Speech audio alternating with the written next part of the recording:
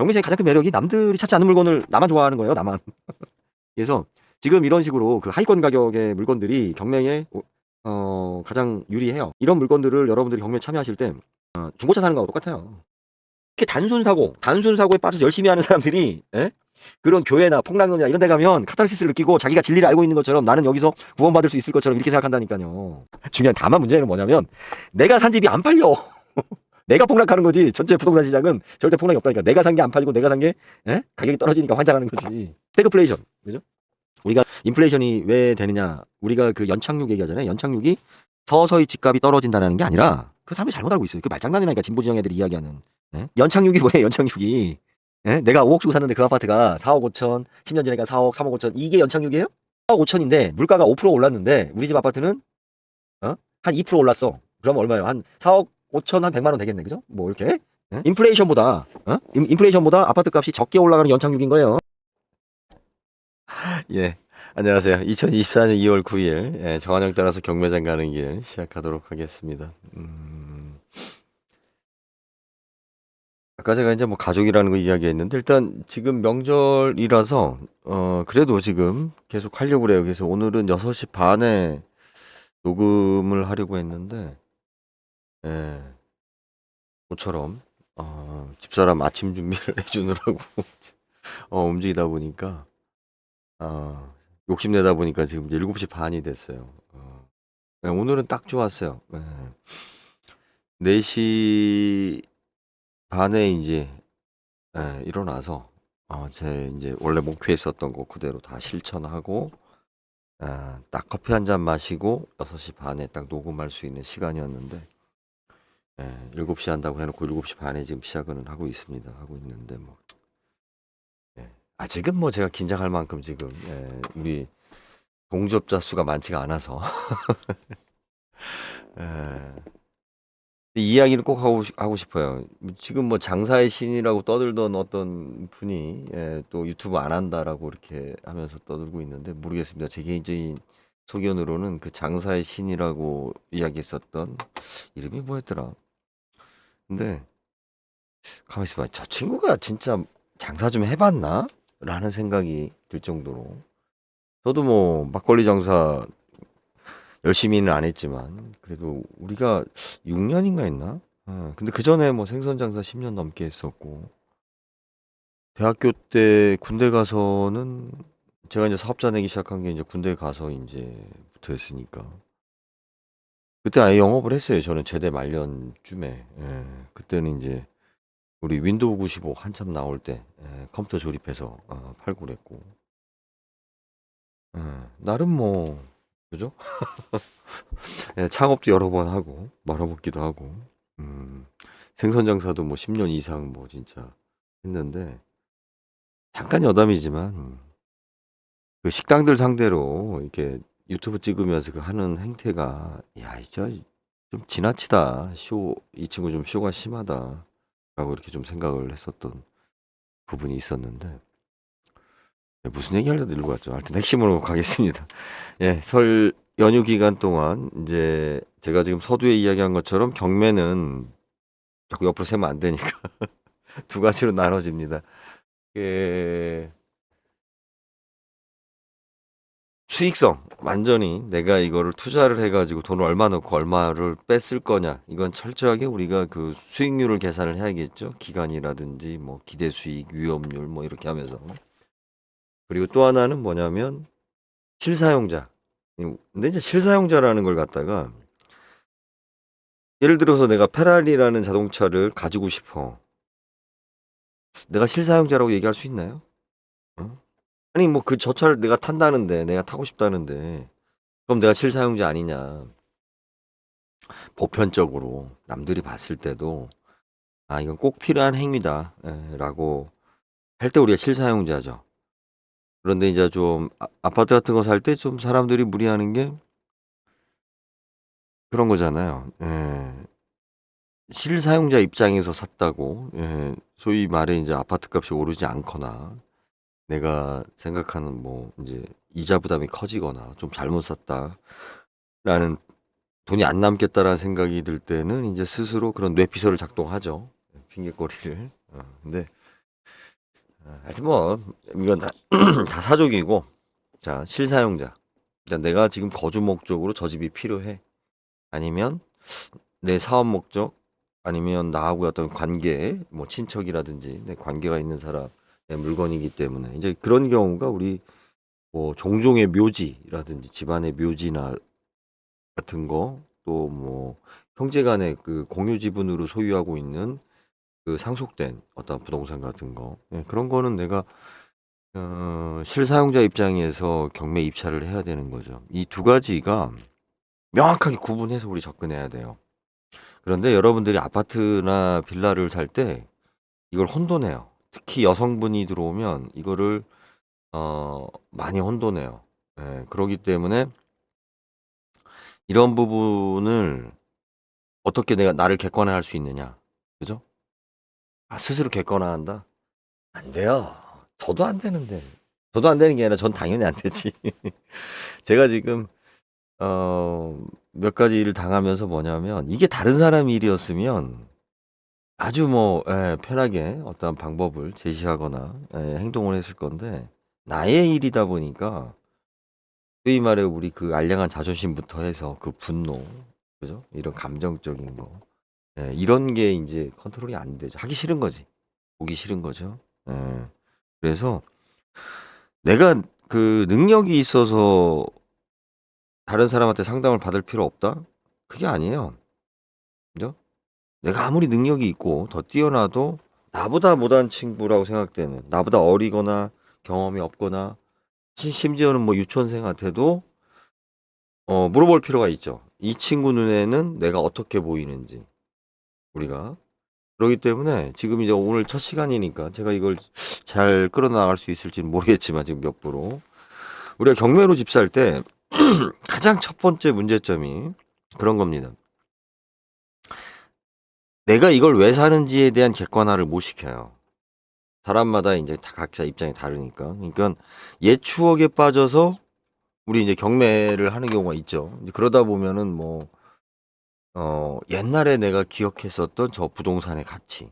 그러니까 지금으로 생각하면은, 만약에 여러분들이 지금 음마 아파트를 갖다 경매로 산다. 그러면 이걸 갖다가 그동안 뭐 음마 아파트 온통, 응? 대한민국, 그러니까 세상 사람들이 다 음마 아파트 이야기하니까 내가 음마 아파트를 가지고 이거 싸게 나왔네? 내가 알고 있는 거보다? 하고 경매를 샀어. 이건 객관화시키지 못한 거예요. 그죠? 현재 시점에서 음마 아파트를 가치를 내가 평가를 하고 들어가야 되는데, 뭐예요? 나의 과거에 대한 기억으로 이게 좋은 거다라고 생각하고, 이 가격이면 싼 거 아니야? 이렇게 생각하고 들어간다는 거죠. 그죠? 지금같이 경매로 요즘 부동산에서 뭐 저는 떨어졌다라고 안 보는데, 이게 2019년도, 2020년, 2021년 호가, 그러니까는 실질적으로 거래된 실체도 별로 없는 그 비정상적인 거래 가지고 그동안 집값이 올랐다고 하도 개재랄 떨어가지고, 자, 그걸 기준으로 지금 떨어진다고 봅시다. 그러면 여러분들 기억 속에 2019년에서 2022년도 사이에 아파트 값을 기억하고 있다라고 하면 지금 경매 나오는 물건을 어떻게 접근하겠어요? 비싸게 쓰게 된다고, 가격을. 그죠? 저 같은 놈은 그 이전의 기억만 갖고 있고, 그때는 제가 또 막 복잡하고 힘들었던 시기라 관심도 없었고. 그러니까 아무리 2, 3년 전보다 싸게 나왔다라고 하더라도 제 기억에는 저는 2015년, 2010년도의 가격과 가치를 가지고 있다 보니까 뭐가 싸? 근데 이렇게 보는 거고. 2019년도에서 2022년도 사이에 집을 살려고 막 했었던 분은 지금 경매 물건을 보면, 야, 완전 이건 할인 행사지. 그죠? 이게 서로 다른 거예요, 평가 기준이. 그러기 때문에 경매는 제가 항상 이야기하지만 부동산 중개인이 없단 말이에요. 옆에서 개소리 하는 사람이 없단 말이에요. 애드립을 치는 사람이 없기 때문에 철저하게 뭐냐면 나를 분석해야 돼. 객관화시켜서 이 가격이 합리적인가 라고 들어가야 된단 말이에요. 그런데 제가 지금 서두에 이야기했죠? 뭡니까? 이걸 투자 목적이냐? 이게 뭐예요? 내가 실거주 목적이냐? 그럼 투자 목적으로 산다. 그러면 이거는 객관화 정도가 아니에요. 아주 냉정해야 돼. 예. 이 우리 중고 물건을 살 때 그런 거예요. 야, 저건 내가 옛날에 가지고 싶었던 워크맨이야. 제가 이제 그 워크맨 첫 모델을 제가 가지고 있었거든요. 대단한 거였죠. 워크맨 첫 모델. 그러니까 워크맨이 그 뭐 아이와라든지 소니라든지 뭐 이제 이런 거 이제 막 들어올 때 소니에서 만든 거의 첫 모델은 아닐 거예요. 근데 거의 초창기 모델을 가지고 있었는데 만약에 제가 그걸 지금 요즘 벌써 한 이제 40년이 넘어가지고 그걸 다시 보게 됐다 그러면 옛날 기억이 어렸을 때 그 처음 야 진짜 이 대단한 사운드 이런 걸 들고 다녀 막 어마어마한 판타지였지. 가지고 싶을 거 아니에요. 그럼 그 당시에도 워크맨이 비쌌단 말이에요. 그런데 그때 가격으로 지금 나와. 그러면 야 이거 싼 거 아니야? 그래서 내가 하나 말렸던 게 뭐냐면 그 전자시계 그죠? 우리 옛날에 뭐 카시오 뭐 이런 거 전자시계 있었잖아요. 옛날 디자인으로 뭐 손석희 전자시계 이런 거. 딸내미가 그걸 샀더라고요. 근데 가격이 나 어렸을 때보다 싼 거야. 저 모델이 처음 나왔을 때보다. 어떻게 저럴 수 있지? 새 걸로 다시 나오는데. 근데 알고 봤더니 어떻게 나오는 겁니까? 일본에 있었던 공장의 소위 말해 금형이나 이런 걸 가지고 제 3국에서 동남아 쪽에서 만들어 가지고 옛날 모델 레트로식으로 해서 지금 다시 나온단 말이에요. 근데 순간 사고 싶었어요. 옛날 기억 때문에. 예. 근데 이제 그 내용을 알고 보니까 굳이 내가 이거를 오늘도 싸지만 내일도 싼 거고 계속 이건 싸게 나올 제품이니까 굳이 내가 이걸 살 필요가 없는 거죠. 그래서 우리 경매 물건을 지금 볼 때 오히려 주변에 나를 방해하는 사람이 없어요. 나의 판단을 하는 데 있어서 우리 부동산 중개인들이 옆에서 하는 게 뭐예요? 나의 판단을 도움을 주는 거기보다도 사실은 부동산 중개인들은 제가 이런 얘기 비하시켜서 어쩔 수는 없지만 마케팅을 하는 거예요. 여러분들 흥분을 시켜서 충동 구매를 일으키는 게 그분들의 스킬이고 생존 방식이죠. 컨설팅은 제가 한 유명한 얘기입니다. 이거 10년 전에 한 얘기인데. 마케팅은 들었을 때 흥분되는 게 마케팅이에요. 컨설팅은 뭐예요? 흥분된 나를 진정시키는 게 컨설팅이에요.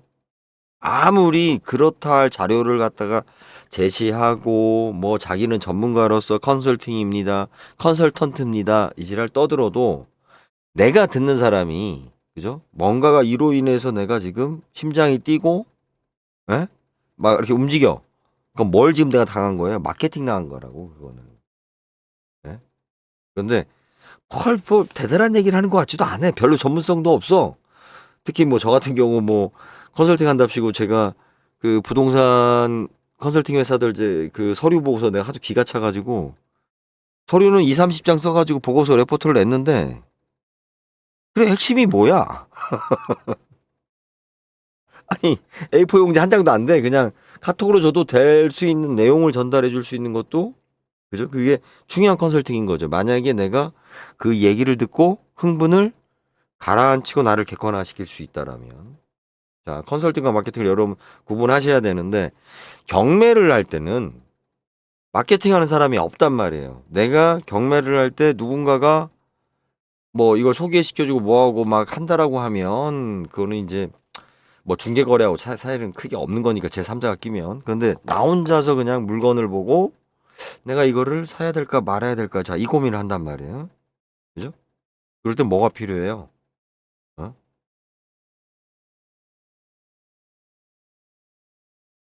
아파트 호가는 안 떨어지는 게 아니라요. 우리 부동산이 뭐냐면 안 떨어지는 것만 보셔서 그래. 본인 알고리즘에 나는 떨어지는 것만 보이던데. 안 떨어지는 거 하나도 안 보여요 저는. 우리 2019년 가격이요? 잠깐 좀 이따 볼게. 그래서 여러분들이 자 어떻게 해요? 여러분들이 만약에 지금 경매를 막 검색해요. 집을 막 찾아. 오늘 내가 뭘 경매를 할 건가? 그러다가 막 흥분해. 그죠? 흥분돼 있어 여러분이 막. 그럼 뭐예요? 내가 마케팅을 안 당했지만 그죠? 아이쇼핑을 통해서 우리 온라인에서 물건 막 찾아보면은 난 살 생각이 없었는데 갑자기 막 사고 싶은 생각이 올라오잖아요. 그죠? 보이지 않게 내가 지금 무의식 중에 마케팅을 당한 거잖아. 그러니까 여러분들이 경매를 막 찾아서 마음이 편해. 아니 되면 되고 뭐 이렇게 그러면 사실은 저의 컨설팅은 별로 필요가 없을 수도 있어요. 예. 그런데 막 업이 됐어. 막 이게 지금 야 가슴이 콩닥콩닥거리고 막 이걸 하고 싶어. 막 눈에 막 아른거려. 이때 필요한 게 뭐예요?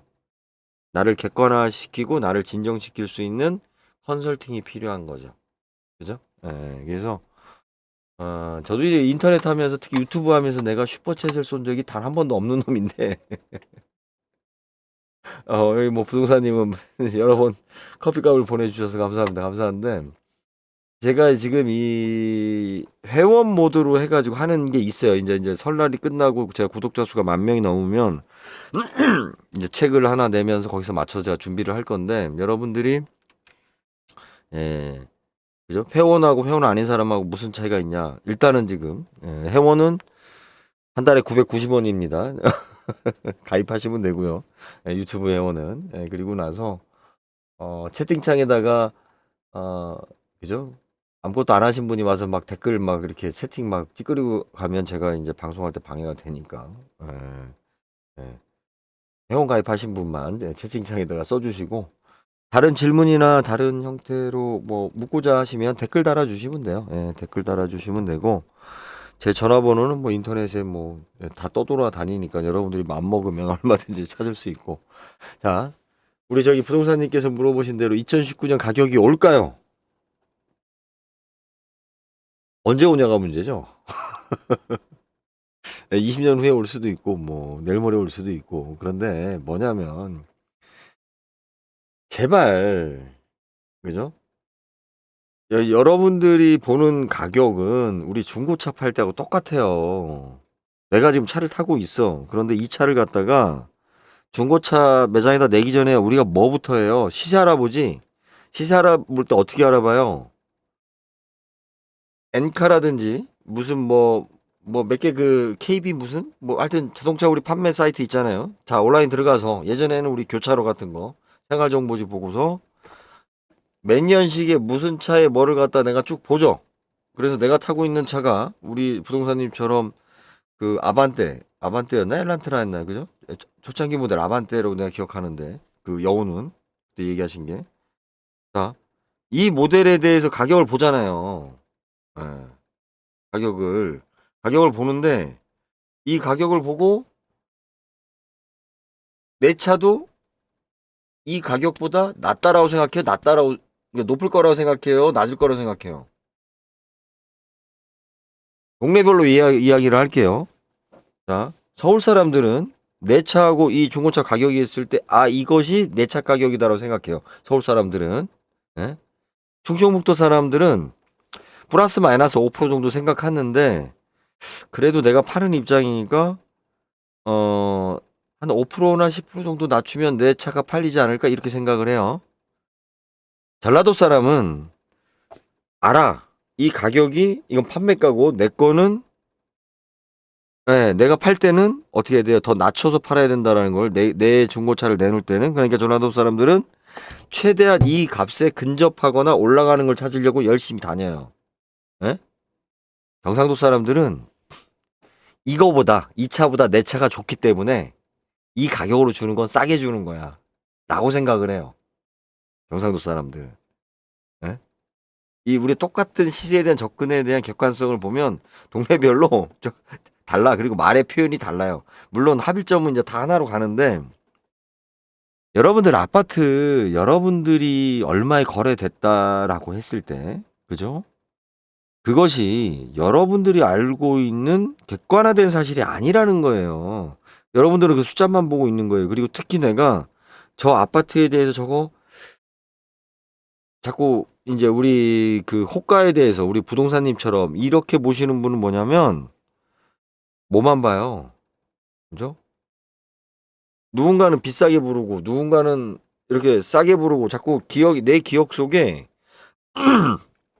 명확한 기준을 못 쓰고 가장 대중적인 가격을 보는 거예요. 이게 소문을 내 가격으로 듣는 거라고. 이게요. 네? 자, 부동산 같은 경우도 얼마나 웃기냐면요. 여러분들이 가격이 이게 다른 거예요. 이 아파트가 10억이 거래가 됐다라고 하더라도 백화점에서 물건을 팔듯이 10억이 거래가 된 게 아니라 옵션이 있을 거 아니에요. 야, 내가 너한테 빚을 못 받았다. 그럼 빚 대신에 이 아파트를 10억에 거래한 걸로 하자. 자, 이렇게 쓸 수도 있고, 내 시어머니가 아들이 주려고 아파트를 자기 여동생 이모한테 이름으로 낙찰을 받아놓은 게, 아니, 저기 뭐야, 청약해서 받아놓은 게 있단 말이에요. 그럼 이런 거 어떻게 해요?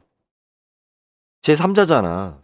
제3자이지만 실질적으로는 시어머니가 준 돈이었단 말이에요. 그럼 나중에 아들 부부한테 이 이모가 파는 것처럼 전달될 수도 있겠죠. 그렇게 하면 보유기간이나 뭐나 계산을 했을 때 양도세나 이런 걸 계산을 해보면 우리가 취등록세를 더 내더라도 업계약서를 쓴다고요.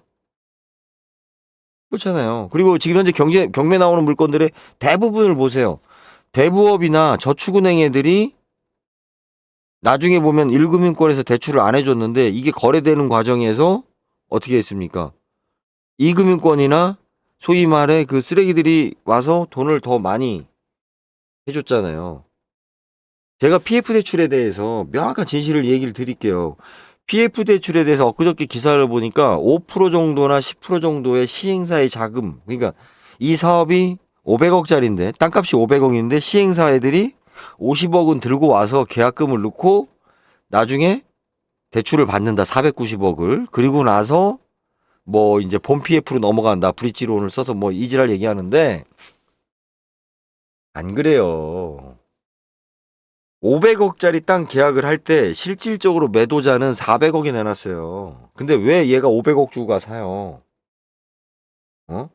그 장사의 신 뭐 그 이제 주가 조작 이야기 나오던데 500억짜리 400억짜리를 500억에 계약서 쓰고 그러면 100억을 내가 계약서를 업계약서를 쓰기 때문에 매수자한테 세금을 거기에 나오는 양도세하고 뭐하고 부분을 더 내가 백으로 뒤로 준단 말이에요. 그리고 나서 나도 취등록세를 더 내요. 근데 왜 그래요? 여기에는 여러 사람이 들어와 있기 때문에 돈이 들어와 있기 때문에 내가 뽀찌를 뜯어 먹으려면 400억짜리를 500억에 사와야 되는 거예요. 예전에 군대에서 우리 부식 추진하는 주방장들이 가서 하는 장난짓거리가 뭐예요? 쌀값에 영수증에는 갖다가 햇살로 쓰고 한 자루에 예를 들어서 뭐 5만 원이다 쓰고 실질적으로는 얼마짜리 사와요? 4만 5천 4만 원짜리 사오잖아요. 응? 그렇잖아요. 우리 그래야 또 그 집을 가고 그럼 실질적으로 뭐냐면 땅값 자체가 얘네들이 PF 하는 애들이 돈이 들어왔으면 은행권에서 1금융권에 선정을 했어도 문제가 생겨도 다 돈을 찾아야 되는데 그렇지 않고 어떻게 됩니까? 빌려준 돈도 못 받는다니까. 이 땅 팔아서 가격을 부풀려 놨기 때문에 이게 아파트에서도 이루어진다고요. 그 아파트에서 이루어지는 것 중에 하나가 우리가 엔겔지수형 생계형 아파트들 뭐 어제 이야기한 것처럼 뭐 1, 2억대 아파트들 이런 거는 그런 거 없어요. 그런데 10억짜리 넘어가는 아파트들은 여러분들이 개인 대 개인으로 거래하지만 기업에서 가지고 있는 물량이 있단 말이에요. 어떤 이유가 됐든. 그럼 얘네들이 이거를 처분할 때 우리 저기 뭐야 깡통주택 전세 사기 치듯이 대출을 부풀려 가지고 가격을 올려서 대출을 부풀려서 원금 회수한다고요. 그 대표적인 게 상가들이 그래요. 상가들 분양가 중에 50% 이상 주고 샀으면 다 눈탱이 맞은 거예요. 그 50%도 원가가 아니라니까. 마진이 포함된 가격이라니까. 상가가 평당 예를 들어서 이 상가가 5억짜리다 그러면 사실은 그 기업에서는 2억 5천에 팔아도 되는 거예요. 그런데 왜 10억을 찍냐? 분양가가. 상가 대출은 80% 90%를 안 해준단 말이에요. 은행에서. 은행에서도 알고 있기 때문에. 그러기 때문에 그런 우리 저기 뭐야 그 전세 사기처럼 그렇게 상가를 넘기는 거예요. 그럼 그거 사서 호구가 돼서 눈탱이 쓰는 사람들도 있지만 우리 이제 중소기업이나 뭐 이런 거 하는 사람들은 회사 법인 자산을 늘려야만이 그러니까 부채가 있어도 개인 자산들이 있어야만이 뭐가 이렇게 할 때 자금을 맞출 수 있는 게 있어요. 연예인들도 그렇고. 그래서 연예인들이 사는 물건 값이 왜 비싸냐? 걔네들은 그래야지 뒤로 돈을 챙길 수 있거든요. 그걸 갖다가 이제 연예인이 알아서 챙기면 우리 뭐 몇몇 연예인들처럼 그런 이제 야근 사람이 되는 거고, 연예인은 아유 그냥 오빠가 알아서 해줘요 뭐 이랬다가 다 나중에 눈탱이 맞는 게 매니저들이 다 그런 짓을 하니까. 아이 부동산 올해 전망이요? 새해 연초니까 그거는 다시 딴 걸로 할게요. 자, 지금 경매 이야기 하겠습니다. 여러분들 지금 오늘 1부니까 자 객관화시키는 거 가장 중요합니다. 그리고 올해 이제 아파트 시세를 볼 때 몇 가지 팁들이 있어요. 이게 뭐냐면 이게 자꾸 이제 그 우리 부동산님도 지금 뭘 지금 잘못 생각하고 계시는 거냐면 이런 거잖아요. 아, 이화여대생 예뻐요? 이화여대생하고 결혼하면 좋아요? 신랑감이 서울대생이면 좋아요? 그거는 대명사잖아요. 그죠? 예? 고유명사가 아니잖아요. 서울대에 김아무개 누가 하고 내가 사귀면 좋을까요? 라고 물어봐야죠. 그 사람의 인간성과 뭐와 단순히 서울대는 우리가 포괄적으로 아, 공부 잘했겠구나. 뭐가 집이 괜찮거나 집에 종자가 머리 좋은 종자가 있고 나름대로의 뭐 그래도 성실해야만이 공부를 잘했다라는 것은 기본 성실함이 있으니 적어도 월급쟁이는 될 테고 최소한도 그죠? 예, 뭐 먹고 사는데 지장이 없겠다. 근데 좀 사람은 재미가 없겠구나. 잘 놀 줄 모르겠구나. 우리가 이제 이렇게 판단할 수 있죠. 예? 그 유명한 애 있잖아요. 나 이화여대 나온 여자야. 뭐 이런 예전에 그 김혜수 씨가 뭐 한. 근데 그렇잖아요. 우리가 막연히 저 대학교 때 기준으로 이화여대면 참 똑똑하고 이쁘고 돈 많은 집에 딸내미겠거니. 예. 알 수 있잖아. 싸가지 없고 못생겼고 뭐 집은 망해가지고. 예. 그러니까 어느 지역에 강남의 어느 지역에 아파트가 좋아요? 이게 올랐어요? 뭐 했어요? 부동산 값이 올랐어요? 아니죠. 그건 아니에요. 그죠? 나하고 해당되는 거를 국소적으로 봐야 돼요. 잠깐. 그래서 우리가 지금 예를 들어서 이 화면에 우리가 또 자료 안 보고 이야기할 수는 없으니까. 자, 아씨 부산에 지금 내가 갖고 있는 집도 지금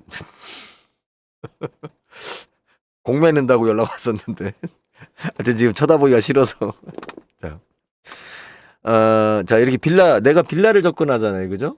그러면 자 우리가 그 올해 만약에 강남이나 이런 지역의 빌라 가격이 쌀까요, 비쌀까요? 어? 강남의 아파트에 우리 부동산님 이제 얼마짜리 집을 파셨는지 모르겠는데 내가 집이 지금 이게 30억이야, 50억짜리야. 이게 타워팰리스 요즘 얘기 안 하지? 뭐 아크로비스타? 그죠? 자, 아크로비스타 아파트를 가지고 있는데 이게 오를까요, 내릴까요? 어? 일단은 크게 세 개로 나눠야죠, 세 개로. 상위권이냐, 중위권이냐, 하위권이냐. 이게 전망을 달리 봐야 된단 말이에요, 우리가. 이게. 어? 그러면 지금 현재 이런 지금 부산시 빌라처럼 예? 이런 집들 같은 경우는 어 안정되면서 가격이 이게 지금 이제 지금 반값 됐는데 아마 요 정도면 들어올 거예요. 지금 다른 대항력이 없으면 6,500이면 이게 언제야 이거? 이거 이거 한번 봐야겠다. 그죠? 그러니까 재개발에 대한 호재가 지금 올해는 빠졌죠. 이 지금 빌라들이나 연립이나 어제 제가 다뤘던 5층짜리 아파트나 뭐 이런 식의 집들은 지금 확실히 사람들이 야 이제 재개발 되겠냐? 재개발 가지고 돈이 안 남는데라는 소문이 지금 먼저 돌기 시작했단 말이에요. 재개발이 일단 되고 안 되고가 그 실체적인 사실은 우리는 인간의 뇌는 생략을 시켜버려. 그러고 지금 뭘 생각을 해요? 야 재개발을 하는데 분담금이 커지고 돈이 안 남는데 재개발 줬대 때 예? 이런 단어만 먼저 우리가 세팅이 된다고요. 그리고 나머지 데이터는 보지도 않아. 그러면 재개발을 호재로 아니면 재개발 호재가 없더라도 우리가 막연히 야 이 정도의 빌라나 연립 뭐 여기 지역은 뭐 정비구역으로 지정이 됐거나 아니면 그럴 기대성이 있거나 여기는 뭐 30년 40년이 지났으니 재개발이 되면 지금 내가 싸게 사면 돈을 벌 수 있을 거야 라고 생각했었던 물건들 얘네들의 선호도가 확 떨어지겠죠. 그리고 고령화 지금 본격적으로 그쪽 지역이 취약지구잖아요. 그러니까는 뭐 경제적으로 소득이 낮거나 나이 드신 분이 많다 보니까 이쪽의 물건들이 가격이 확 떨어지겠죠. 떨어지는데 어디까지 떨어져요? 그죠? 거의 10년 전 가격으로 얘네들은 거의 회귀를 할 거란 말이에요. 특히 서울권 같은 경우는. 근데 지방은 또 얘기가 달라요. 완전히. 이게. 그러니까 우리가 문제가 뭐냐면 서울하고 지방은 거의 다른 나라 국가처럼 부동산 경제가 돌아가고 있는데 지방 사람들이 서울 애들 떠드는 얘기를 가지고 우리 동네도 이런가? 이딴 생각을 해요. 내가 10억 이상 지방에서 10억 이상 집에 살지 않으면 1가구 2주택하고 사실은 별 영향 없어요. 아무 지방에 있는 사람들은. 어? 그런데 다 1가구 2주택 걱정하고 있어요. 예? 그렇죠? 자, 이제 하위권 얘기했어요. 중위권이 문제예요. 중위권이. 우리하고 직접적으로 사람들이 가장 많이 거래되고 대출이 가장 많이 나오고 가장 많이 사는 아파트들, 이 중위권에 있는 아파트들, 그것이 지금 얼마대예요?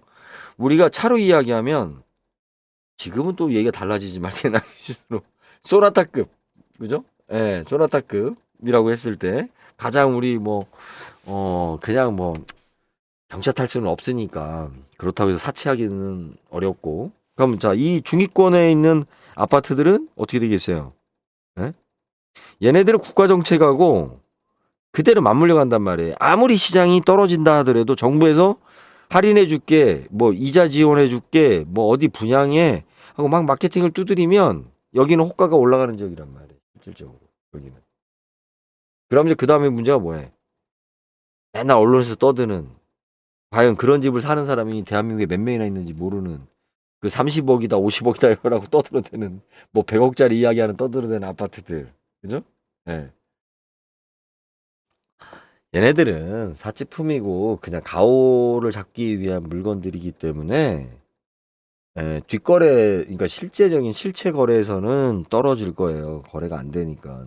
경매 시장이나 우리 이제 뒷거래 부분에서는. 그런데 호가는 얘네들은 그래도 계속 올랐다고 떠들 거란 말이에요. 그래서 최근에 나오는 기사도 그런 기사들이 나오죠. 없는 사람들 집값이 더 많이 떨어졌다. 근데 사실은 이게 제일 많이 떨어지는데 이 비쌌던 게 호가가 제일 많이 떨어지는데 이 사람들은 그런 소문을 내거나 인정하지 않아요. 갑자기 올해 부동산 전망 제가 나중에 할게. 자, 오늘 경매에서 여러분들 경매 보실 때 내가 흥분했냐 흥분하지 않느냐 이거를 일단은 꼭 보셔야 됩니다. 첫 번째가 그거예요. 경매는 나 혼자서 물건을 찾는 거기 때문에 다시 강조하지만 부동산 업자들이 옆에서 바람을 넣을 일이 없어요. 그렇기 때문에 그냥 내가 몰랐던 걸 갖다가 막 옆에서 막 좋은 얘기하고 바람 넣고 그러면 막 심란해지고 사고 싶어지고 이런 게 아니죠. 뭐예요? 내가 알고 있는 지식 가지고 내가 현재 보이는 물건 가지고 해보는 거잖아요. 이렇게 막 찾잖아요. 그러면 여러분들이 첫 번째 증상이 어떻게 나타나냐면 가격 보고 흥분해. 일단 이야 할인 매장 처음 갔을 때 아니 백화점에 있는 아디다스가 여기서 나이키가 이렇게 싸? 왜 이렇게 싼 거야? 아니 제 기억엔 그랬어요. 싸게 파네? 야 미쳤어, 왜 백화점 가는 거야? 근데 신발을 신는데 팔이 오른쪽하고 왼쪽하고 안 맞아. 왜 이렇지? 가만히 생각해 보니까 사람들이 신발 2개를 자기 발 사이즈 잴 때 다 신어보질 않잖아요. 한 짝만 신어보잖아. 그러니까 오른쪽만 계속 신었단 말이야, 이 신발은. 그러니까 오른쪽은 길이 났고 왼쪽은 안 신어봤을 거 아니에요. 이미 백화점에서 진열될 때부터 여러 사람들이 신고 벗고 있었던 신발이니까 그게 딱 티가 나더라고. 아, 괜히 할인 매장에 오는 게 아니구나. 그리고 할인 매장 가면 내가 원하는 치수가 없잖아요, 그죠? 근데 처음에는 뭐예요? 가격 보고 내가 좋아하잖아. 내가 알고 있었던 메이커가 이렇게 싸게 파는구나. 근데 알고 봐서 내가 사고 나니까 아니잖아. 그죠? 네.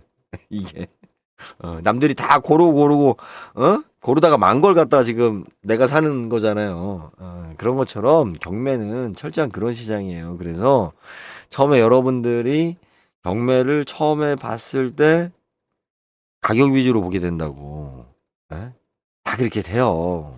예, 가격 위주로. 그렇게 안 하는 사람이 없어. 일단 싸면 눈에 가. 예? 싸면 조회수가 많이 나오는 거예요. 이게 뭘까 하고, 그죠? 그렇게 되고 나면, 그 다음에, 이제, 이 최저 가격에 먹고 싶은 생각을 하지. 내가 막 낙찰받고 싶은 생각을 하잖아요. 자, 여기도 보세요.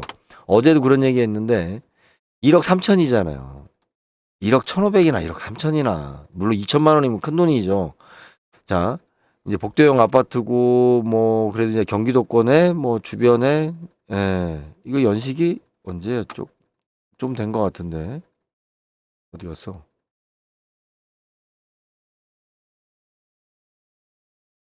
어이씨, 어디가, 왜 갑자기 안 보이지? 어찌됐든. 자, 그런데 1억 3천 이하로 보는 사람 28명이 지금, 그죠? 야, 내가 1억 이하에 내가 집을 살 수 있어 하고 지금 이것만 보고 지금 쫓아간 사람이 지금 여기 21명 있는 거예요. 28명이.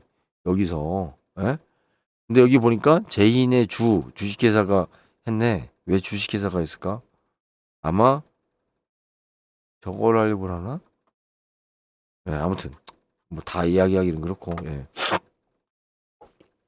그래서 어 여러분들이 가격에서 무조건 내가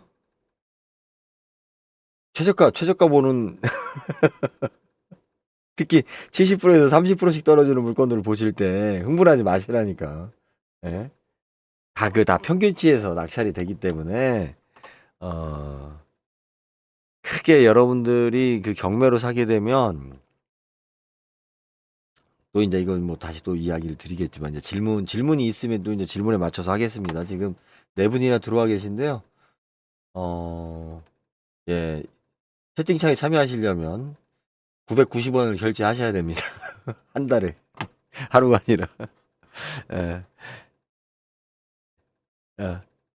그래서 지금 현재 올해 경매에 가장 좋은 물건들은 사실은 이런 물건들이에요. 생계형 물건들. 우리가 뭐 여기 지금 30억, 50억짜리를 갖다 경매로 사시려고 하시면 그런 거는 경매 입찰보다는 뒷거래를 하는 것도 또 하나 방법이기 때문에 큰 액수들은 그렇죠. 그리고 경매 시장에서는 지금 현재 우리가 뭐라고 할까? 내가 예를 들어서 신체적인 사이즈가 조금 다른 사람들하고 달라요. 그러면 할인 매장 갔을 때 되게 유리하죠. 예. 우리가 이제 가장 표준적인 물건들은 좋은 건 다 빠져나가니까. 그리고 내가 좀 취향이 독특해. 다른 사람들은 뭐 만약에 우리 이제 우리 구두를 한다라고 그러면 뭐 검정색 구두라든지 이렇게 뭐 이렇게 심플한 거 다들 정장 스타일의 이런 구두를 선호한다라고 그러면 나는 좀 약간 4차원적인 구두를 좋아한다. 그러면 오히려 백화점보다 할인 매장 가면 예, 내가 운 좋은 걸 만날 수 있죠. 어? 어떤 디자이너가 특별한 시도를 했는데 그 상품이 안 팔려가지고 결국은 할인해서 나한테 딱 싸게 올 수 있는 그런 기회가 있잖아요. 그러니까 경매 시장에서 대부분은 그래요. 선호도가 높은 물건들은 어떻겠어요? 내가 생각하는 기대 이익이 낮을 수밖에 없어요. 찾는 사람들이 많기 때문에 경쟁자가 많아서. 근데 선호도가 낮은 물건들은 기대 이익이 클 수 있죠. 그죠? 예. 경매 시장의 가장 큰 매력이 남들이 찾지 않는 물건을 나만 좋아하는 거예요. 나만. 예? 저 사람들 우리 이건 얘가 적정치 않고. 예. 그래서 지금 이런 식으로 그 하위권 가격의 물건들이 경매에 가장 유리해요. 유리한데 이런 물건들을 여러분들이 경매에 참여하실 때 중고차 사는 거하고 똑같아요. 내가 중고차를 싸게 사면 뭘 생각해야 돼요? 수리비를 생각해야죠. 그리고 그것이 리스크가 크기 때문에 그만큼 싸게 나온다라는 걸 알아야죠. 그리고 그거에 대해서 내가 뭐예요? 대비할 준비를 해야 되겠죠. 마음의 대비를. 네. 질문 뭐 더 있으신가요? 이거 길어지면 안 되는데 밥 먹어야 되는데 그죠? 아침이죠, 우리. 예, 그래서 첫 번째 시간이니까 흥분하지 마라. 예, 우리 긴장 안 해야 돼요, 그죠? 경매장 가서도 그렇고 낙찰 가격도 그렇고. 예, 예. 내가 이 뒤에 우리 숫자 쓰는 금액 스타일도 사람마다 다 보면 정해져 있어요. 이분처럼 뭐 1억 1,500 쿨 딱 이렇게 쓰는 분 있고. 자, 이분 보세요. 1억 1,336만 5천 240원 왜 이렇게 썼을까? 예? 오만 가지 생각이 다 들거든. 예? 왜 240원까지 썼을까? 예? 이걸 이제 프로테이지로 계산해 보면 뭐 또 그렇게 나오는 경우도 있어요. 그러니까는 예를 들어서 이분은 이제 뭐 예를 들어서 87.79% 썼잖아요. 근데 만약에 어떤 분이 나는 88%쓸 거야. 뭐 이렇게 계산하는 경우도 있겠죠. 금액이 안 맞추고 프로테이지로 맞추는 경우도 있고. 뭐 이런 것도 이렇게 보면 참 보면 재미가 있어요. 재미가 있고. 자, 요거 하나 명확하게 제가 경매 팁 하나 드리고 갈게요. 여러분들이 이제 경매 찾다가 자, 오늘 그죠? 어, 오늘이 아니죠. 2월 8일이니까 어제죠. 어제 경기도 시흥에 경매 물건에 28명이 모였어요. 이 28명은 어떤 사람들이에요? 다음에 이 사람들이 5억짜리나 10억짜리 아파트에 올까요? 경매하러? 안 오겠죠? 이분들은 오늘 이제 낙찰 1명 됐으니까 27명. 그런데 어제 안 온 사람 중에 또 새로운 사람 뉴 페이스가 또 나타나기 때문에 이 정도 되는 물건들은 이렇게 떨어졌을 때는 한 30명 정도는 오지 않을까. 이렇게 전망을 하고 일단 준비하는 거죠, 마음에. 그죠? 그러면 1억 3천짜리를 내가 9,100에 먹을 확률은 없다라는 결론이 탁 나오죠. 이거랑 비슷한 물건이 그 다음에도 30% 떨어져서 나오게 되면 여기에 떨어진 사람들 중에 대부분은 그 다음에 또 온단 말이에요. 경매하러 사람들이. 예? 어쩌다가 하나 나오는 물건이거나 그 지역에 앞에 경매에서 입찰자가 뭐 2명, 3명 있었다. 이런 물건들은 그거하고 비슷한 물건이 다시 나온다. 그러면 입찰자가 없을 수도 있다라는 확률이 나오죠. 그런 거는 내가 과감하게 최저가로 접근할 수도 있죠. 1억 3천짜리를 9,100에 접근할 수도 있죠. 그런데 이렇게 몰려서 나오는 물건들은 그 다음에는 입찰자가 또 많이 나오겠죠. 근데 여기 또 변수가 하나 또 있어요. 비슷한 물건이 또 나와 있어. 2개야. 그럼 사람들이 분산되겠죠. 심리적으로. 그러면 여러분들 어떻게 하겠어요? 이게 좀 좋아 보여. 이게 조금 나빠 보여. 그럼 사람들이 어떻게 하겠어? 예? 이건 최저가 쓴다고. 그럴 거 아니에요. 이건 좀 더 쓰려고 하고. 비용 자체가. 예? 그렇잖아요. 그러면 내가 이걸 최저가로 먹을 생각을 할 필요가 있어요, 없어요? 어? 이게 있으니까 나는 이쪽을 봐야 될 거 아니야. 한 단계 낮은 거를 더 싸게 잡을 수 있는 기회. 예? 이게 웃긴 게 뭐냐면 같은 날 나오는 경우와 그죠? 같은 날 나오는 경우에 우리가 2개를 다 입찰하기는 사실은 좀 두려운 거예요. 다 낙찰되면 어떻게 될 건데. 근데 앞전에도 얘기했지만 이번 달에는 A라는 물건이 나와 있고 다음 달에는 B라는 물건이 나와 있단 말이에요. 이러면 사람들이 심리적으로 이제 우리가 게임의 법칙이 작동이 되는 거예요. 그 안에서. 그죠? 어떤 걸 점수를 주고 어떻게 할 건가 가위바위보 하듯이. 그러면 많은 사람들이 어떻게 접근할 것인가 라고만 생각을 해도 내가 작전이 좀 나오죠. 그러면 왜 이런 작전을 짜는 거냐면 아파트는 가격이 정해져 있단 말이에요. 범위가. 낙찰 가격이. 그 범위 안에서 최대한 확률을 높이되 금액은 적게 써야 된단 말이에요. 아이. 예? 그래서 어떻게 해야 됩니까? 앞뒤 전후의 경매 물건을 다 뒤져봐야 되는 거예요. 1년 전에 몇 명이 낙찰됐지, 낙찰자 수가, 참여자 수가 줄어들고 있는지, 늘어나고 있는지, 옆 동네는 어떻게 낙찰이 됐는지. 예? 그러면 거기서 비교 대상은 뭘로 잡아야 돼요? 내 소득수 내가 원하는 물건과 아무래도 비슷한 물건들을 비교 대상으로 삼아야겠죠. 뭐 강남의 아파트가 낙찰률이 60%까지 떨어졌다고 해서 야 우리 동네도 60% 떨어질 거야 이렇게 생각하면 안 돼요. 그죠? 네, 여기는 뭐 지금 87%뭐 89% 이렇게 됐잖아요. 이게 지금 1억 1천에 됐는데 자 보세요. 그래도 상속이네. 2018년도에. 그리고 근저당이 4천이었잖아요. 처음에 2021년에. 그러면 그 전에 이제 등기부등본을 보고 우리가 따라 올라가게 되면 이게 지금 91년 정도 건물이잖아요. 91년 1년 정도면 그 당시 기준으로 봤을 때 이게 얼마였겠어요? 15평이면 시흥에 91년도 기억 한번 그때 안 태어났다고요? 아씨 어, 한 3천 하지 않았겠어요? 3천만 원 정도? 91년도에? 그런데 뭐 엘리베이터도 있고 뭐죠? 아니 뭐 1억 정도면 국민연금 넣으면 한 2, 30만 원 한 30만 원 나오려나요? 국민연금 넣으면? 예. 뭐 복층이어도 제가 봐도 뭐 좀 에이 뭐 예. 나쁘지 않을 것 같은데 그냥 사는 데는? 예. 그죠? 예. 뭐 방 두 개 있고 뭐. 예. 요거 뭐 여기 안방 놓고 여기 서재 놓고 뭐 혼자서 뭐 좋네. 이 정도면. 예? 도시가스 들어와 있고 뭐. 예? 주변에 뭐 초등학교도 있고 그냥 요즘 같은 힘든 시절에 그냥 뭐 이 근처에 직장이 있고 뭐 하면 뭐 그냥 살면 되죠 뭐. 응? 그렇잖아요.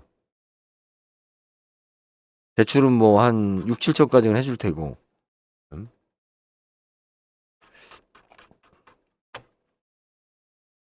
자, 우리 부동산님 올해 부동산 전망 그 에, 올해 부동산 전망을 어떻게 해야 돼요?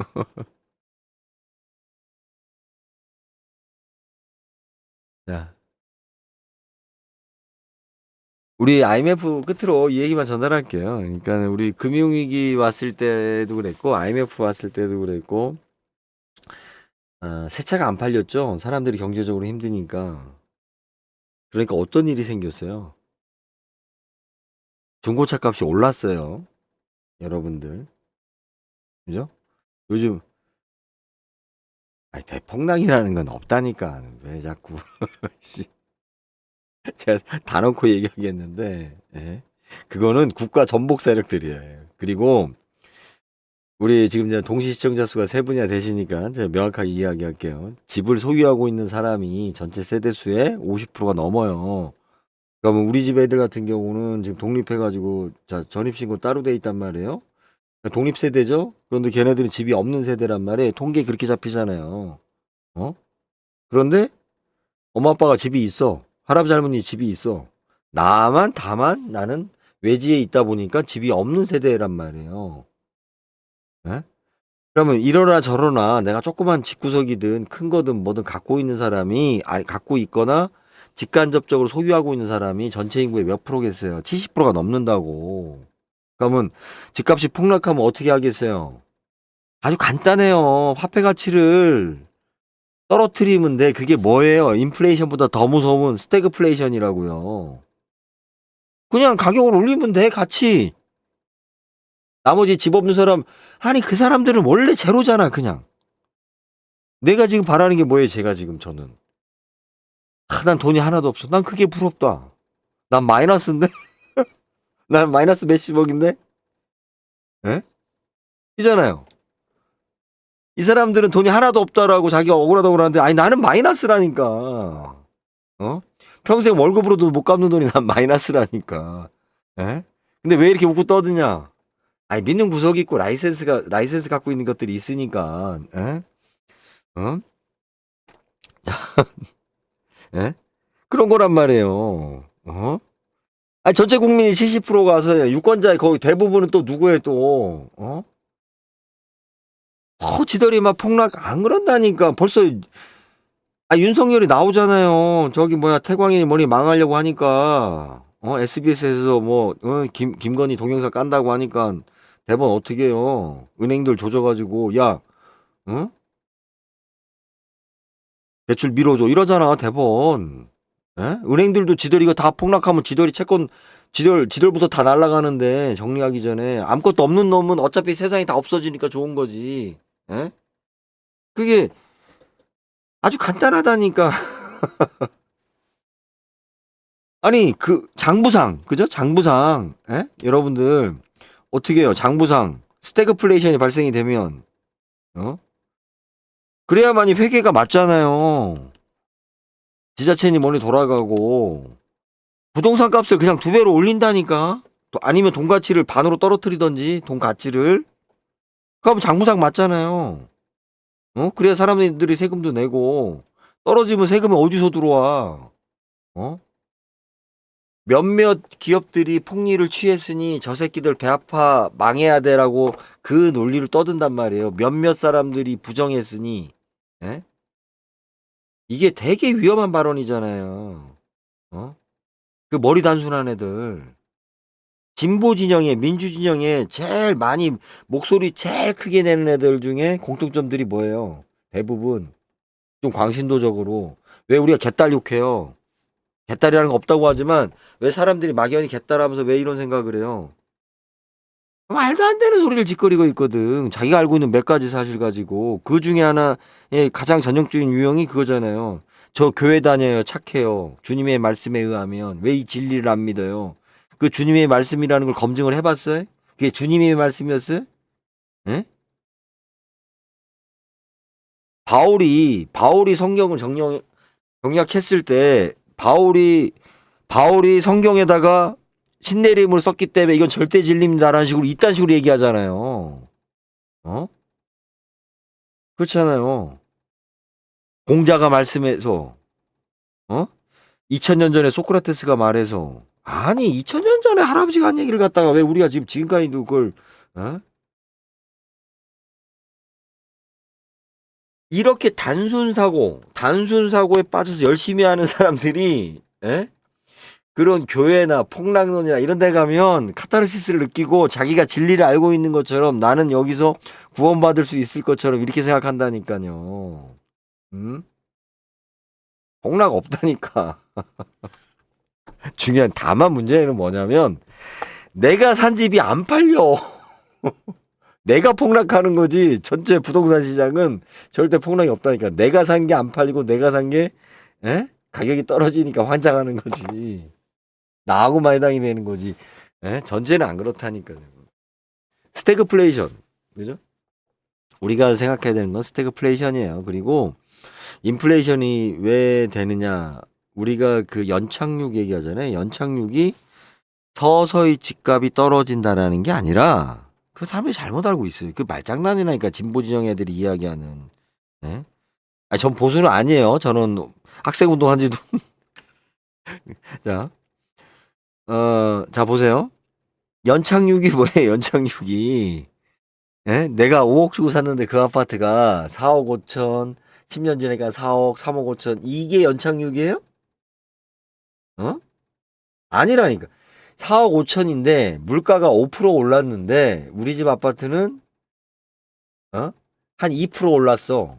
그러면 얼마예요? 한 4억 5천 한 100만 원 되겠네. 그죠? 뭐 이렇게 인플레이션보다 인플레이션보다 아파트 값이 적게 올라가는 연착륙인 거예요. 여러분들 착각 좀 하지 마세요. 그리고 자 내가 이거 지금 아까 하나 진짜 폭락론 이야기하는 애들 진짜 내가 하도 웃겨가지고 그 서울에 집 몇 개 눈탱이 있어가지고 사고 팔고 한 거 그거 가지고 그게 얼마나 떨어졌다고 막 신나서 전국의 아파트 값이 그렇게 될 거 마냥 떠드는데 진짜 인천 앞바다에 내가 인천 앞바다 한강에다 오줌 넣었으니 여기 이제 한강물이 짜집니다 이딴 소리 하는 거랑 똑같다니까. 자 이거 봅시다. 이 아파트가 91년도에 이 당시에 이 동네 분위기면 얼마이겠어요? 내가 봤을 때는 그때 분양가 기준으로 한다면 한 3천 정도 하지 않았겠어요? 91년도. 그러면 3천 정도? 이게 그 5천은 안 갔단 말이에요. 그때 이 당시에 5천이면 여기 대전 둔산동이 5천이었으니까 3천에서 2,500이었단 말이에요. 얘가 얼마까지 떨어져야 되는 거예요, 그러면? 분양가 대비. 지금 폭락론에 접근해가지고 지랄 연병 떨고 하는 것들은 다 어디에 있는 거예요? 2019년도에서 2021년도에 재건축이 된다라는 이유로 올랐다. 저기 뭐야, 눈탱이 씌운 물건들, 그리고 분양가 비싸게 때린 것들. 근데 이때 분양가 비싸게 왜 때릴 수 있었어요? 이자가 쌌잖아요. 이자가 지금의 반이었잖아요. 내가 5억을 대출 받는 거나 이자가 쌀 때는 10억을 대출 받는 거나 차이가 없으니까 5억짜리를 이 새끼들이 10억에 팔 수가 있었던 거예요. 이자가 싸니까. 실질적인 소비자 부담이 적으니까. 근데 지금 이자가 올라가면서 이 문제가 생겼잖아요. 근데 이거를 어떻게 해요? 정부에서는 각종 정책으로 세금으로 이자를 낮춰주잖아요. 새 거를 팔기 위해서. 이거 자체가. 근데 이거는 조금 떨어질 수는 있어요. 이거는. 그런데 이 당시에 분양받은 사람들은 뭐가 있냐면, 나 진짜 게으르고 욕심 많고 질투 많은 놈들의 그 폭락론 이야기하는 거 내 짜증이 나는데,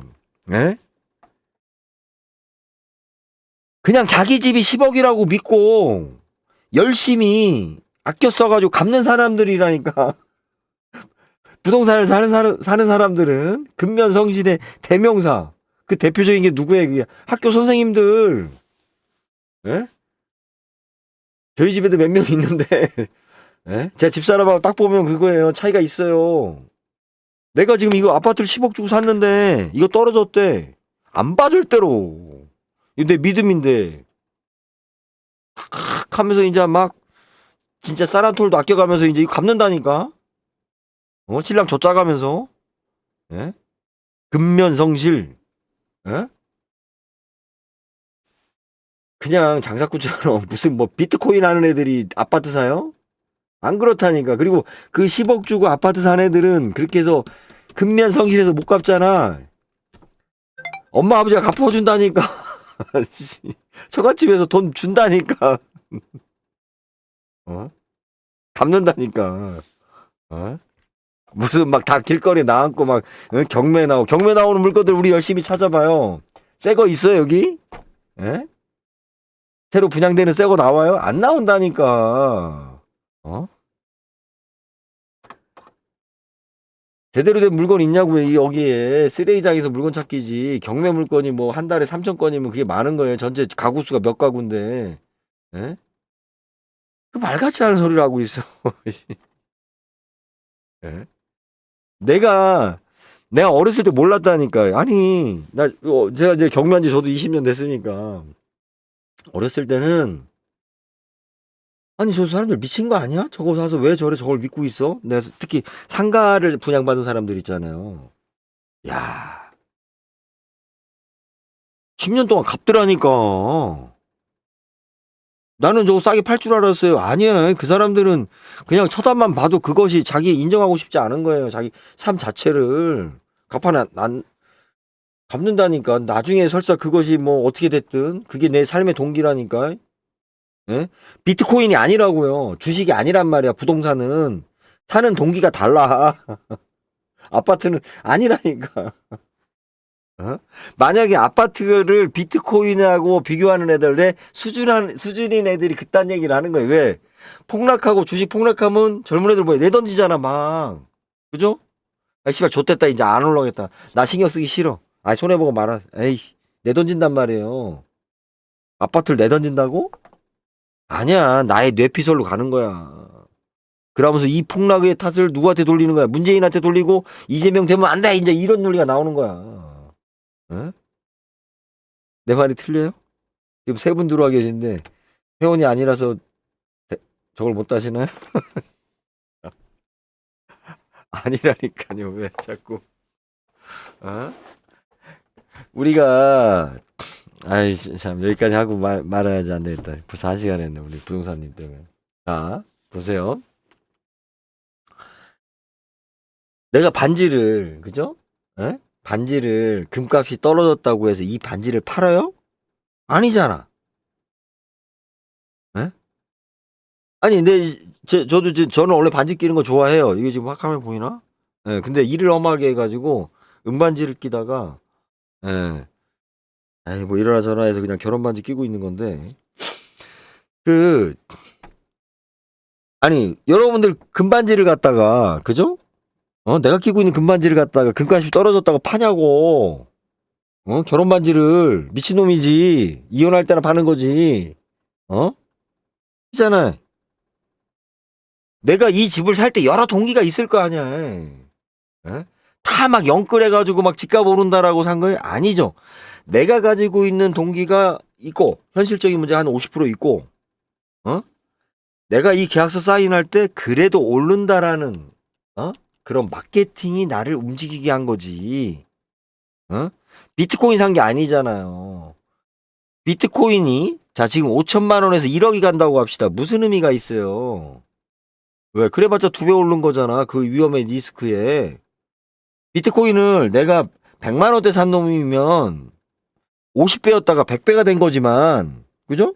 100만 원대 산 놈이면 지금 비트코인이 5천만 원에서 뭐 3천만 원에다 5천만 원에다 이지랄 하고 있는 동안에 왜 비트코인이 앞으로 전망이 없냐? 재미없잖아. 계속 올라줘야 되는데 내려갔다 그래도 올라줘야 되는데 그 오르는 폭이 5천만 원 넣어서 내가 애 타보고 애간장에 넣고 그걸 쳐다보고 몇 년 한 3, 4년을 그렇게 하고 있었는데 기껏 1억 됐네? 5천만 원 넣고? 이야 암호화폐 대단한 거야. 아직도 비트코인은 짱이야. 이딴 소리 할 수 있어요? 그런 위험의 리스크를 가지고 3, 4년에 2배 됐다고? 그게 아니잖아요. 100만 원짜리가 5천만 원 됐을 때 그런 리스크가 있어도 사람을 흥분시키고 도파민을 나오게끔 하고 우리가 참여할 동기가 되는 거지. 로또 마냥 100만 원짜리가 5천만 원 되는 모습의 과정 속에서. 근데 5천만 원에서는 이제 이상 돈을 늘 놈이 있어요? 그렇게? 없잖아. 그러니까 지들끼리 자전거래 하면서 지금 소위 말 딸딸이 치는 거잖아. 에? 말이 좀 그렇게 나가는데 어차피 39금이니까요. 자, 폭락론 딱 여기서 우리가 아셔야 될 게 뭐냐면 정부가 그러면 정치를 잘해서 인플레이션이 없어야 된다 이런 개소리 좀 하지 말라니까. 인플레이션도 보이지 않는 사회적인 세금이고요. 인플레이션이 없으면 안 돼요 절대로.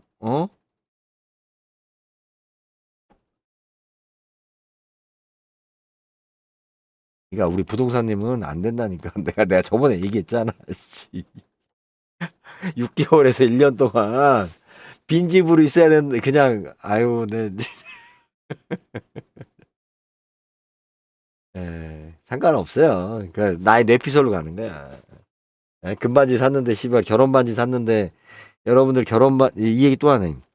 결혼 반지 살 때 금값을 내가 저번 달보다 10,000원 더 줬네 20,000원 더 줬네 이게 중요해요? 결혼식이 중요한 거지? 우리가 집을 왜 사요? 이 삶이 중요한 거잖아. 여기 살고 싶은 거고. 우리가 맨날 합리적으로 수익률만 가지고 맨날 이렇게 살아? 그거 아니잖아요. 그 아파트 폭락론 내가 오늘 이거 종지부 줘야겠다. 종지부 아니. 폭락론 이야기하는 애들 봐봐요. 맨날 기다렸다 사래. 기다려서 언제? 10년 후에? 5년 후에? 3년 후에? 그래 집값이 떨어졌어. 샀어. 그럼 행복할까? 안 그렇다니까. 그 나이에 맞게 그때 하고 싶은 걸 할 때 내가 후회되더라도 그게 삶인 거고 그게 행복한 거란 말이에요. 그런 인간들이 있어요. 시장에 와서 장 볼 때 내가 생선 장사 그래도 오래 했으니까 저녁 때까지 안 사. 가격만 물어보고 그 시장을 뺑뺑하고 돌아다녀. 성남 모란시장이나 유성시장 같이 큰 시장에는 그런 진상들이 있어요. 그리고 꼭 늦게 와가지고 꼭 한 마리 더 돌래. 장사꾼이 어떻게 하겠어요? 더 주죠. 상태 안 좋은 걸로. 그리고 끝에 남아있는 거는 다 좋은 거 앞에 골라가고 상태 안 좋은 거야. 더 줘도 그 가격이야, 내내. 의미 없어요. 자기 손질하는 데만 더 힘들 뿐이지. 근데도 좋다고 가져가. 그러면 자기 인생을, 하루 그런 집구석의 가게는 장사는 잘 될 수가 없어. 왜? 내가 물건을 싸게 사서 1,000원, 2,000원 꽁치 몇 마리 더 얻으려고 싸게 사서 이게 중요한 게 아니라 자기 식당 가서 청소하고 손님한테 서비스하고 그죠? 꽁치값 그래봤자 500원 싼 거야. 예? 이게 더 중요하잖아요. 이거 해야 될 시간에 장사꾼이 500원 더 남겨 먹는 게 꼴사나워서 자기가 500원 싸게 사고 싶어서 그 지랄 시간을 낭비하고서 시장을 돌아다닌다니까. 예? 집값 싸게 살라고 시장을 돌아다닌다니까. 여러분들 인생이 집값이야? 아니라니까. 그냥 사는 거야. 내가 경매하는 애들, 젊은 애들, 내가 지금 어떤 늙은이 경매하러 다니면서 유튜브 찍는 거 보면 내가 진짜 역겨워서 내가 토 나올 것 같은데, 또 이런 얘기하면 또 옛날 버릇 나와서 또 이제 싸우면 안 되는데. 젊은 애들, 서른도 안 된 애들이 경매해가지고 부동산 한다는 얘기 뭐 10년 전에도 있었고 지금도 그런 애들 있어요. 이렇게, 아유, 뭐 하는 짓거리야, 인생이. 예? 그거 진짜 쓸데기 없는 짓들이거든. 예? 나 진짜 여기에 진짜 내가 하고 싶은 얘기가. 예. 우리 부동산님은, 네, 하여튼 뭐 다 자기가 감당하는 거대로 사는 거니까. 예. 그래서 하여튼 폭락론 이야기하는 사람들은 인생이 그것만 보이는 거라. 그렇다고 해서 그 사람들이 집을 사냐? 못 사요. 그런 거 없이 그냥 우리가 열심히 하고, 그죠? 맞춰가는 거고. 이제 갑자기 원래 인플레이션 얘기에 대해서 또 한 번 강조를 할게요. 여러분들이 기억하고 있는 인플레이션이란 단어는 우리가 많이 듣죠. 제가 지금 이게 여기 있어서 그래요. 사실 이쪽을 봐야지 지금 자연스러운데, 그죠? 이렇게 돌려놔요, 창을. 인플레이션에 대한 얘기 많이 듣죠.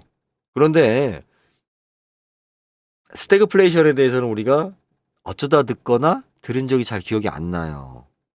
핵심은 스태그플레이션이 가장 위험한 거예요, 우리한테는.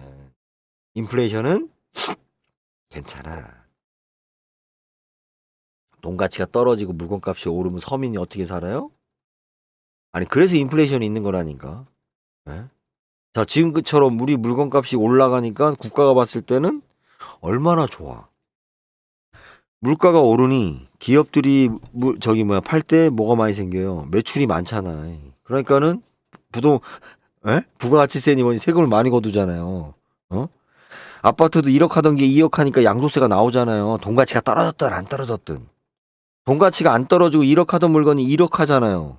그럼 양도세가 나와야 안 나와? 국가에서는 안 나오잖아요.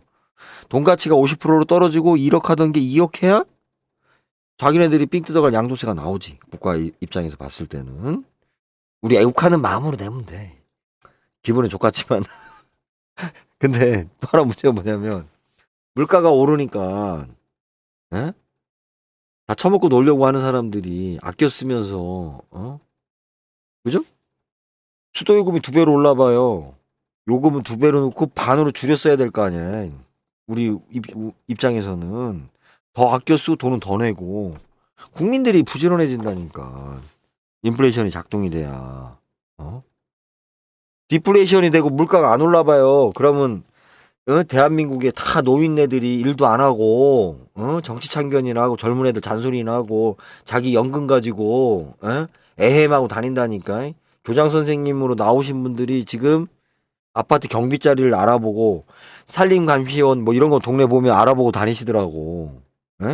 학교 교장 선생님 나오셨던 분이 이미 나오신 분이니까 그분들은 교직원 연금 꽤 되죠. 되는데 어떻게 물가가 올랐고 애들 뭐 좀 해주려고 그러니까 내가 이게 사람 구실을 못하는 거라 이 연금 가지고. 근데 본인들이 생각하기에 10년 전에는 나 이거면 됐다라고 생각했다니까. 이 돈이면 충분히 욕심 안 부리고 내가 산다라고.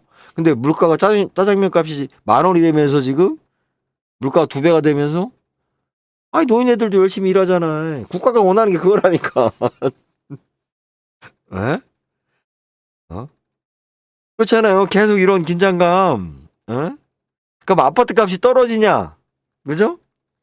인플레이션 있잖아요. 인플레이션 위에서 얘는 가는 거란 말이에요. 다만 뭐냐면 정부에서 말하는 연착륙이라는 거는 인플레이션이 5% 10%가 발생을 하는데 뭐 연으로 하면 예를 들어 2, 3% 발생을 하는데 아파트는 그거보다 덜 오르면 안정화됐다고 보는 거예요. 어?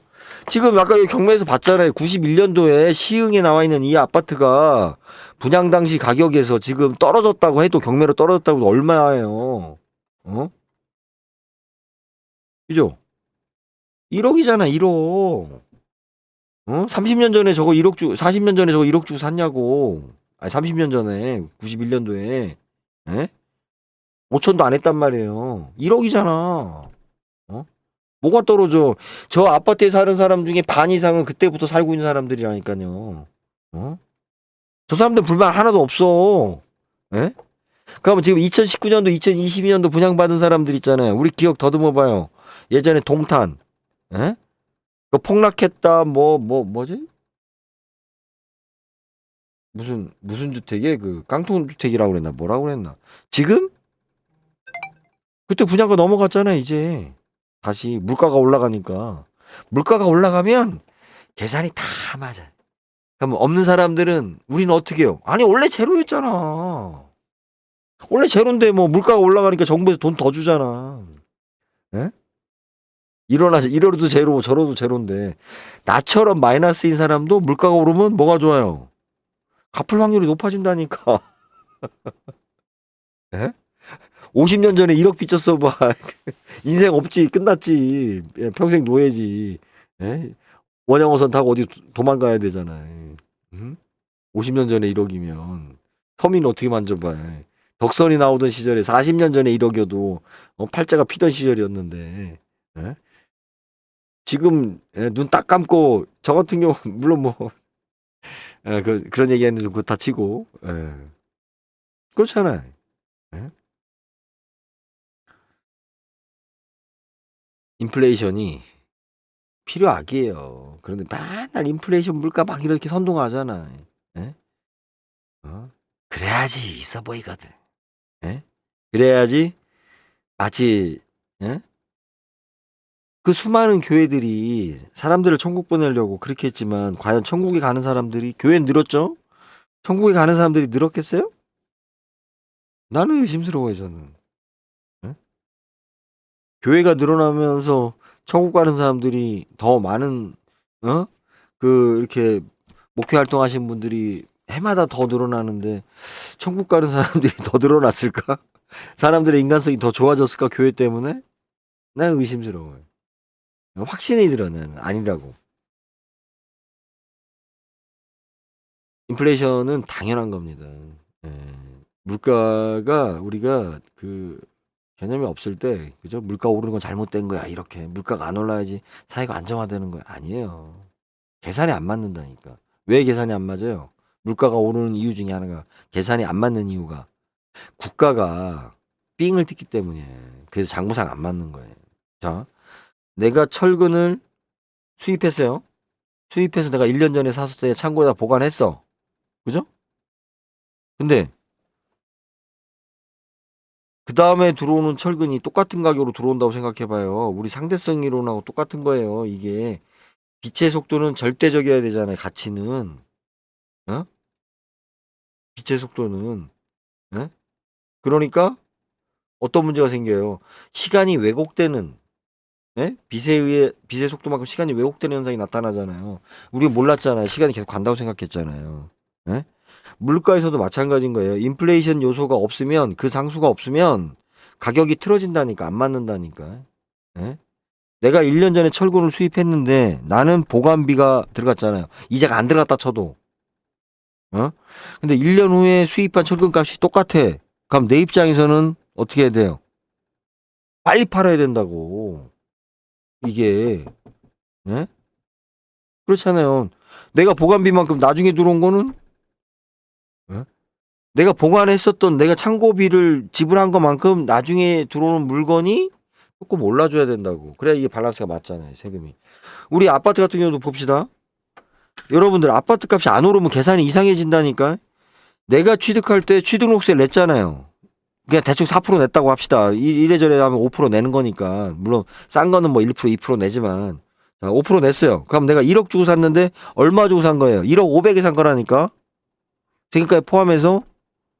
그럼 내가 팔 때 손에 그러니까 하나도 안 남고 팔으면 나는 얼마에 팔아야 돼? 1억 5백에 팔아야 된다고요. 근데 옆집은 안 팔아.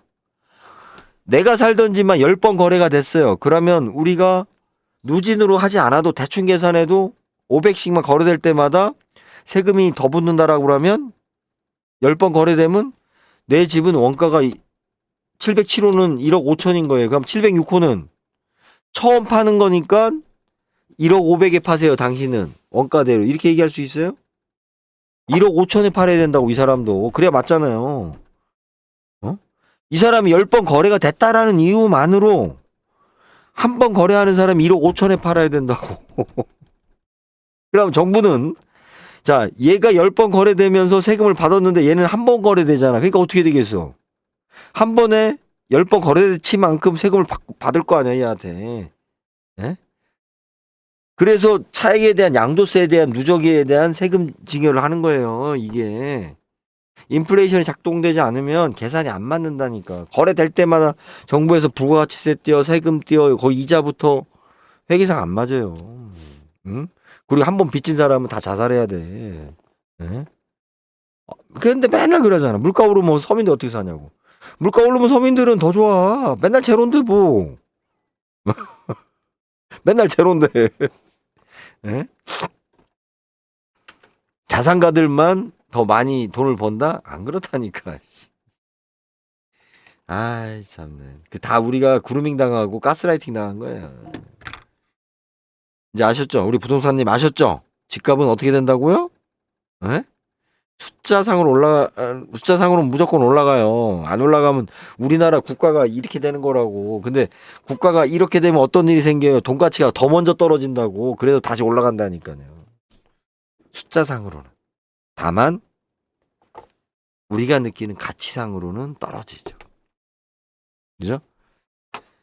91년도에 3천만 원 주고 분양받은 이 아파트가 맞는지 모르겠지만 지금 1억이라고 해서 올랐으니까 좋아요라고 말할 수 있어요? 이 사람한테? 여기 집 소유한 사람들한테? 아니죠. 어? 그 당시에 3천만 원보다 지금 1억이라는 게 돈 가치가 더 없죠. 그렇잖아요. 예? 압구정동 현대아파트를 갖다가 자꾸 사람들이 막 어쩌고 하는데 제발 좀 나는 그 얘기 들으면 짜증나는 게 압구정동 현대아파트는 50년 전에 예? 내가 맨날 얘기하잖아요. 그 아파트 하나 살려면 김제평야에 땅을 다 팔아서 샀어야 됐다니까. 지금 그 아파트 팔아서 김제평야 가서 그 땅 살 수 있어요? 예? 옛날 팔고 올라갔던 그 조상님 땅 살 수 있냐고. 한쪽 귀퉁이도 못 산다니까. 무슨 말 같지 않은 소리를 하고 있어. 그게 올랐다는 소리를 뭐하러 해. 예? IMF 때 금값 음마 아파트 얘기하는 거 보면 내가 진짜 역겨워서 개새끼들 내가 진짜 욕나봐요. 음마 아파트 IMF 때 2억 3억 했다고 2억 했다고 그때 샀어야 됐다고? 그때 금값 3만 원이 3만 원. 금값 3만 원. 알고나 떠들어야지. 금값 3만 원이었다고요. 그럼 단순히 금값으로 봤을 때 지금 10배잖아요.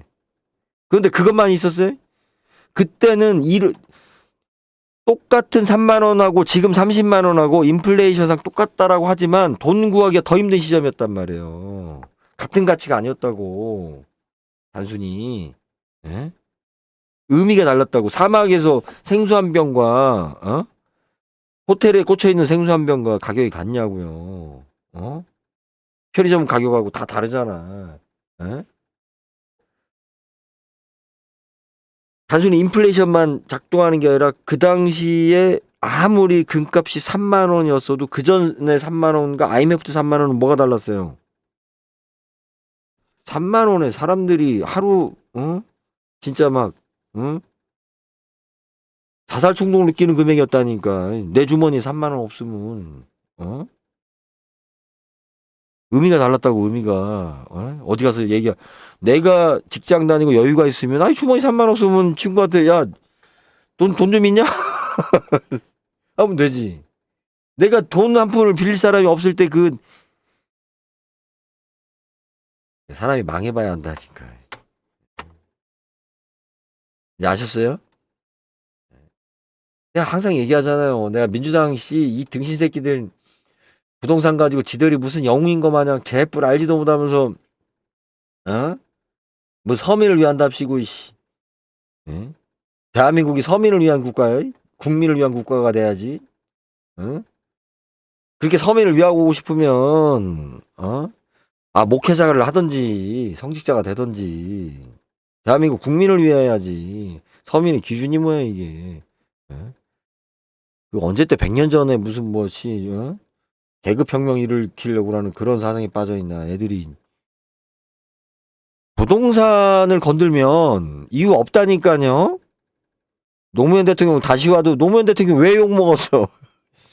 간단하다니까. 부동산은 전 국민의 70%가 부동산 소유자라니까. 어떤 직간접적인 식으로든 있는 사람들이 집을 더 갖고 있다. 개소리 좀 하지 마. 걔들 집 더 가지고 있어서 세금 더 내고 있잖아. 그냥 내도 세금 더 내게. 뭘 다 집 없는 사람도. 야, 그러면 요즘 자동차 없는 사람은 왜 얘기 안 하는데? 난 걔네들한테 묻고 싶어요. 전 국민이 다 집 한 채씩 갖고 있어요? 아니, 자동차 한 대씩 갖고 있어요? 자동차가 2천만 대인데? 자동차가 지금 4천만 대여도 그럼 전 국민이 다 가져? 한 대씩? 죽어도 면허 안 따는 사람이 있다니까? 에? 이잖아. 우리 집 아들처럼 차 어디 가서 지금 내가 그 프라이드 80만 원 주고 사갖고 왔어. 프라이드 80만 원 주고 사갖고 와가지고 지금 몇 년째야 그거를 지금 2년째 고치고 있나? 3년째 고치고 있나? 그 차 얘가 80만 원 주고 사갖고 와서 내가 봤을 때는 1000km나 달렸나? 지금까지 고치고 있어요. 지금까지 80만 원짜리 프라이드 그 좋대. 자기 고쳐서 탄대. 예? 얘는 차가 지금 내가 봤을 때는 지금 한 4-5대 될 거예요. 다른 사람들 차 모닝 차 한 대 값도 안 돼. 그 5대가. 근데 지는 비싼 차가 중요한 게 아니고 여러 차가 중요하니까 그렇게 갖는 거예요. 그거 갖다가 왜 너는 왜 많이 가지고 있느냐 이렇게 얘기하면 안 되잖아. 집도 똑같다니까. 무슨 통계 가지고 말이야. 그러니까 정의당이 욕먹고 민주당이 선거 때 강남에 있는 사람들이 다 그 막 부르주아하고 막 정신 나간 저기 아줌마 아저씨들 살아요? 다 배운 사람들이잖아요. 어찌 됐든. 근데 왜 표가 그렇게 남아요? 무슨 네.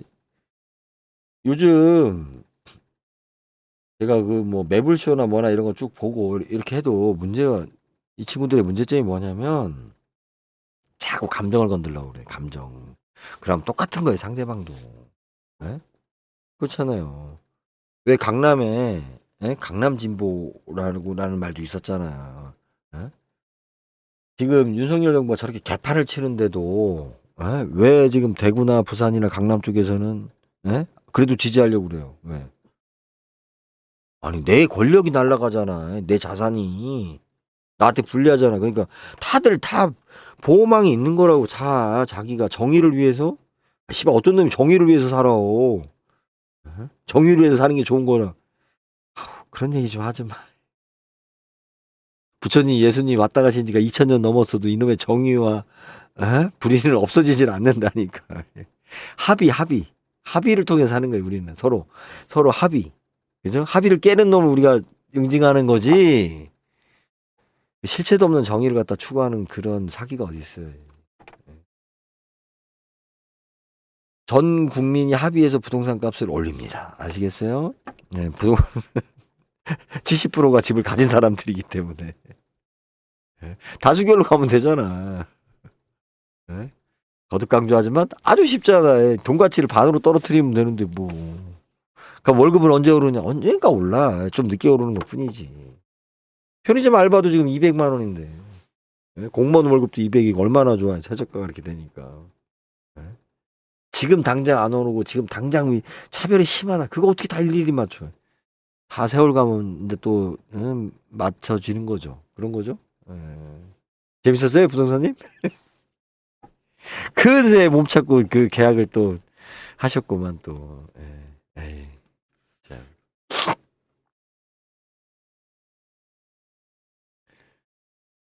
뭐 2년 입주할 아파트 전세 끼고 사셨으니까 이제 또 저기 하시면 되지 뭐.